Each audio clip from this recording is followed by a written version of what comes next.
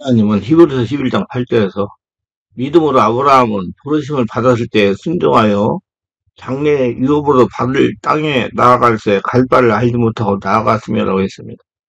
하나님은 직접 부르시고 부름에 순종하는 사람에게 복을 허락하십니다. 아브라함이 갈대아인의 우리에서 우상 속에 사는 것을 오래 볼 수가 없어서 하나님이 직접 주권을 행사해서 하나님의 백성을 만들려고 결심했습니다. 그래서 창세기 12장 1절로 3절에 여호와께서 한 사람이 한 것이 아니라 하나님께서 직접 말씀하셨습니다. 여호와께서 아브라함에게 이르실 때 너는 너의 고향과 친척과 아버지 집을 떠나 내가 내게 보여줄 땅으로 가라. 내가 너를 큰 민족을 이루고 내게 복을 주어 네 이름을 창대하게 하리니 너는 복이 될지라. 너를 축복하는 자에게는 내가 복을 내리고 너를 저주하는 자에게는 내가 저주하리니 땅의 모든 족속이 너로 말미암아 복을 얻을 것이라. 하나님의 주권으로 아브라함을 택하여 부르셨습니다. 아담과 하와는 하나님이 지어서 에덴 동산에 두었지만 하나님의 주권에 반역을 했습니다.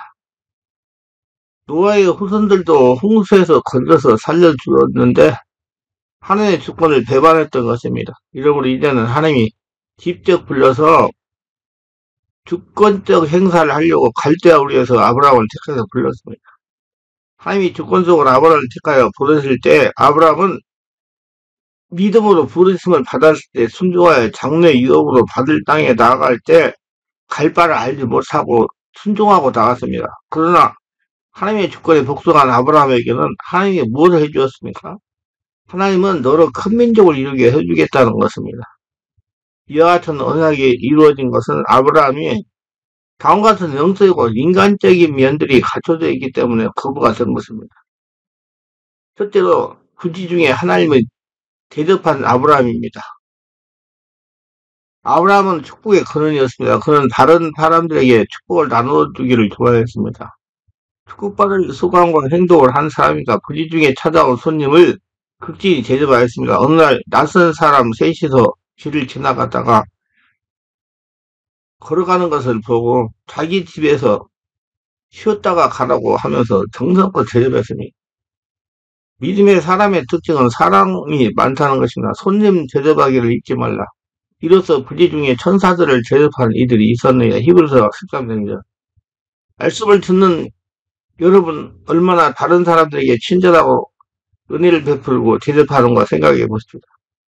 창세기 18장 6절 보겠습니다. 아브라함이 급히 장막으로 가서 사라에게 이르되 속히 고운가루 세 쌀을 가져다가 반죽하여 떡을 만들려 하고 사라는 말없이 순종했습니다. 여기서 부부 헌신을 봅니다. 그리고 종들도 일사불란하게 아브라함의 지시를 따라서 움직였습니다. 한 가족이 일체를 이룬 이 헌신을 보십시오. 이런 가족이 얼마나 아름답습니까?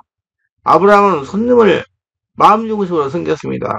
그의 섬김은 의무적인 섬김이 아니었습니다. 의무적인 섬김은 섬김이 아닙니다. 우리의 섬김이 하나님이 맡겨주신 일인 줄 알고 기쁨과 즐거움으로 하십니까? 항상 성령님께서 우리 집에, 우리 교회에 데리고 온 사람이라고 생각하고 대해야 합니다. 창세기 18장 8절 말씀에 아브라함이 버터와 우유와 하인 요리 한 송아지를 가져다가 그들 앞에 전설하고 너무 아래에 모셔 섬에 그들이 먹으리라 그랬습니다. 이렇게 아브라함은 철저하게 섬김의 자리에 있었습니다. 아브라함이 이렇게 손님을 대접함으로써 그에게 임한 결과가 무엇이었습니까? 첫째로 자신도 모르게 하나님과 천사를 대접했습니다. 히브리서 13장에 보면 손님을 대접하는 것이 부지 중에 행해졌다고 기록했습니다. 다시 말하면 알지 못하고 한 일이었습니다. 지나가는 평범한 손님을 그저 정성껏 대접했습니다. 그런데 그 손님이 천사였습니다. 우리가 이 세상을 하직하고 하늘에 갔을 때 이런 일이 있을지는 모르겠습니다. 제가 아무개 천사입니다. 그때 저희 당신 집에서 잘 대접해 주셔서 정말 고마웠습니다. 아니 우리 집에 언제 오셨습니까? 하고 놀랄 것입니다. 우리 주변에 줄인 사람이 있습니까? 목마른 이웃이 있습니까? 손님이 있습니까? 헐벗은 사람이 있습니까? 병든 사람이 있습니까? 오해 같은 사람이 있습니까? 지금 이 지구촌에서 하루에 3만 명이 단순히 먹지마자 굶어 죽어가고 있다는 사실을 아십니까? 우리가 그들을 어떻게 섬기고 있습니다. 부지 중에 손님을 대접해서 천사들과 하나님을 대접한 아브라함의 모습을 보십시다. 이 문제 해결을 받았습니다. 아브라함이 한참 손님을 대접하고 있는데 찾아온 손님들이 그에게 물었습니다. 내 아내 사라가 어디 있느냐? 목막 안에 있는데요. 그가 가라사대 여태까지 주어가 복수로 나오다가 여기 와서는 단수로 사용했습니다. 그리고 한 사람이 집중적으로 얘기했어요. 그가 누굽니까? 하나님이십니다. 아브라함과 사라는 처음에 자신들을 방문한 사람이 누구인지 모르다가 차차 그가 하나님께서 보내신 사자임을 알게 됩니다. 나그네를 대접하는 것은 하나님이 나에게 보내신 이웃을 대접하는 것입니다. 내가 대접해야 할 나그네 하나님의 사자가 누굽니까? 창세기 18장 10절을 보겠습니다. 그가 이르시되 내년 이맘때 내가 반드시 내게로 돌아오리니 내 아내 사라에게 아들을 있으라 하시니 해결 못할 문제를 가지고 계십니까? 문제 해결에 좋은 방법이 있습니다. 그 문제를 빠지지 말고 문제보다 훨씬 더 커다란 아픔 속에 고통하고 있는 이웃을 보십시오. 그래서 그들에게 복음을 전하고 그들을 섬기세요. 그때 나의 걱정이 사치에 속한다를 아시게 될 것입니다. 우리의 고민이 사치스러운 고민이 될 수도 있습니다. 밥 한 끼를 제대로 먹지 못해 고픈 배를 움켜쥐고 있는 우리 이웃을 생각한다면 우리의 고민은 차라리 사치 속에 속할 수가 있는 것입니다. 아브라함에게 자신이 감당할 수 없는 문제가 있었습니다. 그 고민 속에서 손님 대접을 힘썼더니 하나님이 내 문제는 내가 책임져 주마라고 말씀하셨습니다. 이때 사라가 장막 안에서 이만해서 웃었습니다. 나나 내 남편이나 이제 아이를 낳을 수 있는 때는 지났는데 하나님은 아무리 아들을 주시겠다고 하지만 그래도 이제는 사정이 다르지 않습니까? 그러나 하나님은 계속 설득을 하십니다. 내가 하면 하는 거야. 창세기 28장 11절을 보겠습니다. 아브라함과 사라는 나이 많아 늙었고 사라에게는 여성의 생기가 끊어진지라. 이 두 사람은 아이를 낳을 수 있는 인간의 한계를 넘었다는 것입니다. 창세기 18장 13절에 보면 흥미있는 말씀이 기록되어 있습니다. 여호와께서 아브라함에게 이르시되 사라가 왜 웃으며 이르기를 내가 늙었거늘 어떻게 아들을 낳으려 하느냐 하더라. 사라들어 왜 웃었사 하셨습니다. 창세기 28장 15절에 뭐라고 하셨습니까? 사라가 두려워서 승인치 아니하여 가로되 내가 웃지 아니하였나이다. 가라사대 아니다 내가 웃었느니라. 여기서 양패된 말이 사실다 맞습니다. 사라가 겉으로 소리나게 웃지는 않았습니다. 그러나 속으로 웃었습니다. 손님을 대접한 자리에서 뜻밖의 자기의 문제를 해결해 주신다는 약속을 받은 아브라함과 그 안에 사라의 이 복된 관계를 한번 상상해 보십시오. 사실 하나님이 약속하시는 대로 아브라함의 가정은 아들을 낳았습니다. 그 이름을 이삭이라고 했습니다. 이름의 뜻은 웃음입니다. 아브라함의 가정에는 이제 웃음이 가득하게 되었습니다. 하나님의 언약은 우리로 소망과 기쁨을 주십니다. 아브라함은요, 한 영혼을 천하보다 귀하게 여긴 아브라함입니다. 소돔성에서 포로로 잡혀가다가 도망간 자가 히브리 사람 아브라함이 알렸습니다. 창세기 14장 14절 16절을 보면 이 사람은 엘람 연합군의 소돔성을 공략할 때 요행이 몸을 피했거나 포로로 잡혀가던 중 필사의 탈출을 한 소돔 거민입니다. 여기서 처음으로 히브리 사람이라는 명칭을 언급됩니다. 그러나 여기서는 아직 하나님의 선민 아브라함의 모든 후예를 가리키는 민족적 의미 아니라 단순히 셈 계통의 예배를 우선을 가리키는 말이거나 혹은 유프라테 강을 건너 팔레타니로 이주한 자라는 의미일 뿐입니다. 아브라함과 동명한 사람들은 아브라함이 거하고 있던 아무리 족속, 마무리 상수리 숲을 근처에 마므레와 그 형제들은 에스골과 아렐이었습니다. 아브라함은 노선 이기적 태도로 불구하고 변함없이 그를 사랑하여 그를 구하기에 나섭니다. 아브라함은 집에서 길리고 연습한 318명을 데리고 단까지 쫓아갑니다. 여기서 집에서 빌린 자란 돈을 주고 사온 자가 아니라 아브라함의 가정에 소속된 사람들 사이에서 태어난 자식들을 의미합니다. 아브라함은 그들을 평소에 연습시킨 것 같습니다. 공공적인 치안 조직과 제도와 미처 갖춰져 있지 않던 고대 사회에서는 스스로의 재산과 생명을 보호하기 위해서 자구색이 필요했을 것입니다. 특히 유목민들은 많은 수의 가족들을 효율적으로 관리하고 도적과 맹수의 이용을 이겨내기 위하여 더욱 정형화된 일꾼들이 요구되었을 것입니다. 아브라함과 그 훈련된 자들은 밤을 타서 적들을 공략했습니다. 아브라함은 군사는 자신의 집에서 태어나 훈련받은 318명과 아무리 족속의 원병은 소수였고 전략기술도 승리에 방심을 뜻한 야간 하방 기습 공격일 뿐이었습니다. 그래도 내 왕의 지휘를 받고는 강대국의 정기군을 이길 수 있었던 것은 기드온 군대 300명의 용사처럼 이들이 하나님을 선봉장으로 한 믿음의 용사들이기 때문입니다. 그들은 적들을 공격하며 호박까지 쫓아가서 모두 빼앗겼던 재물과 자기 조카 롯과 그 재물과 또 부녀와 인민을 다 찾아왔습니다. 호비아는 갈대아 땅이라는 뜻으로 오늘날 이곳은 다메섹 북방 80km 지점 다메섹에서 할미아로 통하는 도로상에 위치한 현재 호바 성일시에 보이십니다. 아브라함이 자신의 조카 롯을 구하기 위해 군사를 일으킨 것은 정당합니다. 그런데 한 걸음 더 나아가 롯의 모든 이웃들까지 구해준 것은 아브라함의 타인의 불행도 생각할 줄 아는 보다 성숙된 신앙의 인격을 보이고 있는 것입니다. 하나님은 한 영혼을 천하보다 귀하게 여긴 아브라함에게 복을 허락하셨습니다. 모두 빼앗겼던 재물과 자기의 조카 롯과 그의 재물과 또 부녀와 친척을 다 찾아왔더라. 아브라함이 그들라 오멜과 그와 함께한 왕들을 쳐부수고 돌아올 때 소돔왕이 샤의 골짜기 곧 왕의 골짜기로 나와 그를 영접하였고 할렘왕 멜기세덱이 떡과 포도주를 가지고 나왔으니 그는 지극히 높으신 하나님의 제사장이었더라. 그가 아브라함에게 축복하여 이르되 천지의 주제이시오 지극히 높으신 하나님이 아브라함에게 복을 주옵소서. 너의 재적을 내 손에 붙여서 지극히 높으신 하나님을 찬송할 줄 아며 아브라함이 그 얻은 것에서 10분의 1을 멜기세덱에게 주었더라. 창세기 14장 16절 20절 말씀입니다. 하나님께 예물을 드릴 줄 아는 자였다. 이겁니다. 아브라함은 독사라도 아끼지 않고 하나님께 드리는 아브라함입니다. 아브라함과 그의 아들 이삭을 도나무에 있어 창세기 22장에 나오는 아브라함의 이삭을 번제로 드리라는 하나님의 명했다는 것을 빼놓을 수 없습니다. 이 말씀은 정말로 대단한 순종의 말씀으로 화자되지만 한편으로는 하나님은 참 고약한 신이 아닌가 싶을 정도로 의아한 요구를 했고 그것에 보통 사람은 생각할 수 없지만 아브라함은 따랐다는 점을 이야기하지 않을 수가 없습니다. 도대체 아브라함은 하나님의 명령을 어떻게 따랐습니까? 도대체 하나님은 왜 아브라함에게 이삭을 바치라고 하셨을까요? 그리고 이의 말씀은 정말 어떤 말씀인가? 순종에 관한 말씀인 것은 맞지만은 정말 하나님께서 아브라함이 얼마나 순종하는지 시험 테스트해 보시려 한 것이 그 말씀의 의도인가 하는 점입니다.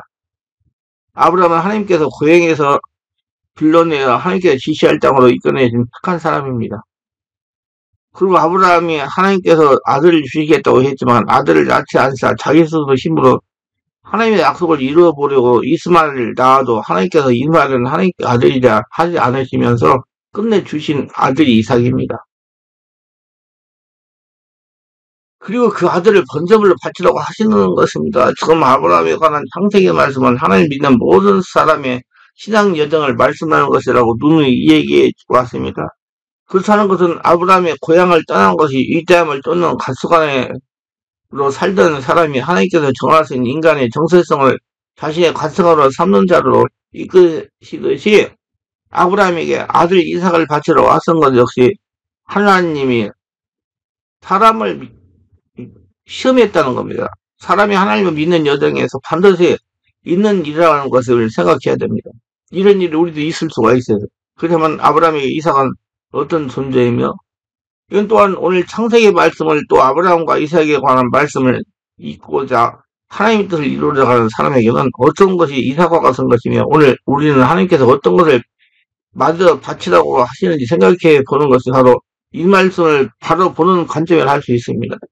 그걸 알기 위해 먼저 아브라함의 여정을 잠깐 돌아보겠습니다. 아브라함의 고향은 사람들이 바벨탑을 쌓았던 땅입니다. 땅은 다른 것이 아닙니다. 사람 그 자체입니다. 사람이 흙으로 만들어졌기 때문입니다.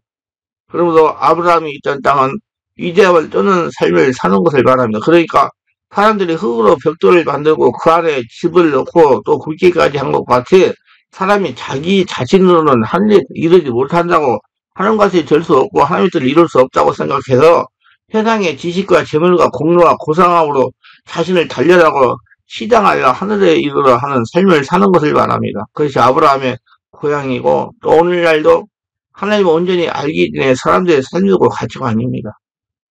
그날 때는 하나님께서 지시할 땅으로 가라고 하신 것은 하나님께서 정하신 사람의 자리로 가라는 것입니다. 하나님께서 정하신 사람의 자리, 인생의 자리, 삶의 모습이라는 것은 아브라함이 고향과 같이 사람이 유대하게 되어 하늘이는 자리가 아닙니다. 아브라함도 롯과 갈등이 있을 때 그런 위대함을 상징하는 일과 같은 땅을 롯이 선택한다 하면 남은 땅을 선택했습니다. 그랬더니 그 땅이 바로 하나님께서 정하신 자리라는 것입니다. 즉 하나님이 정하신 사람의 자리는 이 땅을 쫓는 삶의 것이 아니라는 것입니다. 하나님이 주인 된 자리, 하나님이 원하는 자리라는 겁니다. 그리고 하나님만 나의 주인 되면 다 된다는 믿음의 삶입니다. 그리고 하나님의 약속을 스스로 힘으로 이루려는 본성을 광야로 보내는 여정을 거칩니다. 그래서 광야 훈련을 해가지고 자기 자신의 뭘 하겠다는 걸 다 빼고 하나님의 은혜로 채워서 하나님의 말씀에 순종하는 사람을 만드십니다. 하나님께서 아들을 주시겠다고 하셨지만 아들이 생기지 않자 자신의 힘으로 낳은 아들인 이스마엘을 광야로 쫓아내는 것입니다.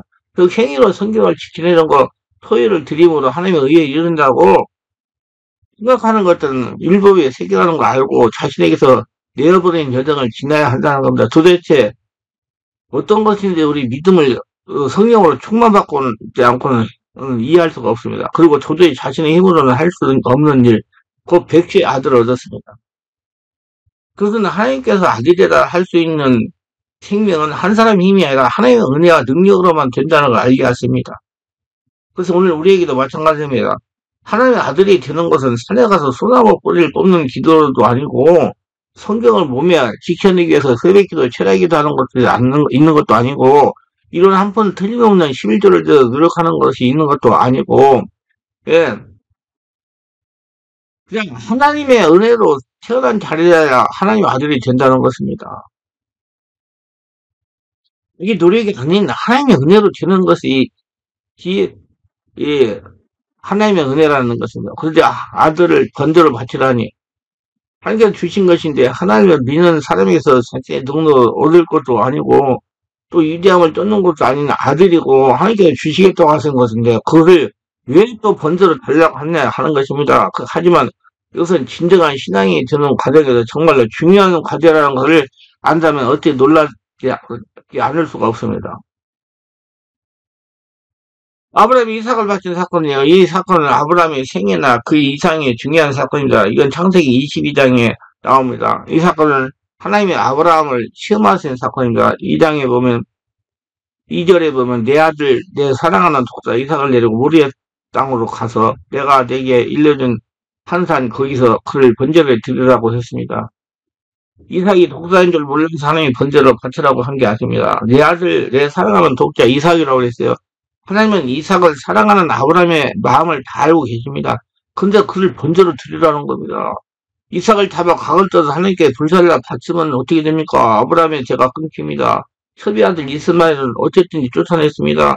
하나 남은 아들마저 잡아 바치면 죄가 끊길 뿐이 아니라 하나님이 이삭을 통해 자손을 번성케 하는 하늘의 별과 같이 바닷가의 모래처럼 많게 하겠다는 약속, 또한 이삭을 통해 천하만민이 복을 받게 하겠다는 약속은 어떻게 되겠습니까? 그리고 이삭은 절대 죽을 수 없습니다. 이삭 등에는 하나님의 축복의 약속이 엎혀져 있습니다. 반드시 살아야만 하는 이삭입니다. 그런데 하나님이 이런 이삭을 죽여서 번제물로 바치라는 겁니다. 그런데 이 더 놀라운 것은 아브라함의 반응이에요. 일만의 저항도 없습니다. 3절 보세요. 아브라함이 아침에 일찍 일어나 나귀의 안장을 지우고 두 종과 그의 아들 이삭을 데리고 번제했을 나무를 쪼개어 가지고 하나님이 자기에게 일러주신 곳으로 가더니 뭐가 그리 유쾌한 일이라고 새벽같이 길을 떠납니다. 4절을 봅시다. 제3일에 아브라함이 눈을 들어 그곳에 멀리 바라본지라 사흘 만에 번제들을 모리아 땅에 도착했다는 얘기입니다. 사흘길을 걸으면서 아브라함 무슨 생각을 했을까요? 처음에는 얼떨결에 하나님의 명령에 순종해서 집을 나섰다고 해도 사흘이면 충분히 정신을 차릴 시간이 됩니다. 그러면 생각을 바꿀 수도 있습니다. 요나처럼 변심해서 다른 곳으로 달아날 수도 있는 시간이었습니다. 그러나 아브라함은 그렇게 하지 않았습니다. 창세기 22장 9절로 10절입니다. 하나님이 그에게 일러주신 곳에 이른지라 이 아브라함이 그곳에 제단을 쌓고 나무를 버려놓고 그의 아들 이삭을 결박하여 제단 나무에 놓고 손을 내밀어 칼을 잡고 그 아들을 잡으려 하니 아브라함은 지금 쇼하는 게 아닙니다. 정말 이삭을 목을 따려고 합니다. 죽이려고 합니다. 번제를 드리려고 합니다. 이어지는 11절을 보면 하나님이 다급해서 아브라함을 부르습니다. 아브라함은 그 순간을 기대하고 연기하지 않았습니다. 그럼 도대체 무슨 생각으로 아브라함이 자기 아들을 죽이려고 했을까요? 물론 아브라함의 믿는 구석이 있어서가 아니라 압도적인 하나님의 권위에 눌려서 본의 아니게 아들을 잡으려고 했을 것이라고 저는 생각했습니다. 지금 세상 말로 기에 눌려가지고 가스라이팅 당해가지고 그렇게 생각하니까 자꾸만 아브라함에게 책임을 묻고 싶었습니다. 세상에 이런 예비가 어디 있습니까? 차라리 나를 죽이라고 했어야 하지 않습니까? 한마디로 항의라도 해야지 않습니까? 그래서 이 아브라함은 볼 때 저는 납득이 되지 않았습니다. 그런데 이것이 저의 오해였습니다. 저의 눈높이로 위대한 믿음의 조상 아브라함을 애잔한 결과였습니다. 하위에서 11에서 12장 7절을 한번 다시 봅시다. 아브라함은 시험을 받을 때 믿음으로 이삭을 드렸으니 그는 약속들을 받은 자로 돼 그 외아들을 드렸느니라. 이 구절이 없으면 우리는 아브라함을 이해할 수가 없을 것입니다. 아브라함은 시험을 받을 때 믿음으로 이삭을 드렸습니다. 아브라함은 이삭을 죽이면 하나님의 약속이 다 날아간다는 걸 알고 믿고 있었습니다. 그럼에도 그런 믿음으로 이삭을 드린 겁니다. 어떤 믿음으로 그랬습니까? 19절입니다. 그가 하나님이 능히 이삭을 죽은 자 가운데 다시 살릴 줄 생각한지라 비옥컨대 그를 죽은 자 가운데 도로 받을 것이니라 그러세요. 자, 그가 하나님이 능히 이삭을 죽은 자 가운데 다시 살릴 줄 생각한지라 비옥컨대 그를 죽은 자 가운데도 도로 받은 것이니라. 그래서 다시 돌려받았다면 하나님께서 받았다고 다시 돌려줬다. 죽은 자 가운데 도로 받은 거다. 아브라함은 아들 이삭을 하나님이 살려줄 믿고 실제로 주기로 했습니다. 그러니까 하나님이 받았다가 다시 주신 거예요. 그러니까 이삭은 광야 훈련을 안 받았습니다. 죽었다가 다시 살아났기 때문에. 이토록 아브라함은 하나님을 최상같이 믿었어요. 내가 아들을 죽였을 때 하나님이 안 살려주시면 어떻게 하나라고 생각이 있다면 이삭을 죽일 수 없었을 겁니다. 아브라함이 이렇게 나오니까 다급해진 것은 하나님이십니다. 당장 칼을 거두러 갔습니다. 하나님에 대한 태산 같은 믿음의 하나님마저도 백기를 드십니다. 그래서 아브라함은 이 시험을 통해 하나님의 그의 믿음을 인정하시고 명실상부한 믿음의 조상으로 공인을 하십니다. 이제야 내 믿음을 알겠다고 하셨습니다. 그러므로 시험이 크면 큰 만큼 그 시험에 통과하면 큰 영광을 얻습니다. 하나님께서 아브라함 불러 축복하십니다. 여호와의 사자가 하늘에서부터 두 번째 아브라함 불러 이르시되 여호와께서 이르시기를 내가 나를 가르쳐 맹세하노니 내가 이렇게 행하여 내 아들 내 독자도 아끼지 아니었은즉 내가 큰 복을 주고 내 씨를 크게 번성하여 하늘의 별과 같고 바다의 모래와 같이 하리니 내 씨가 그 제대계명을 차니라.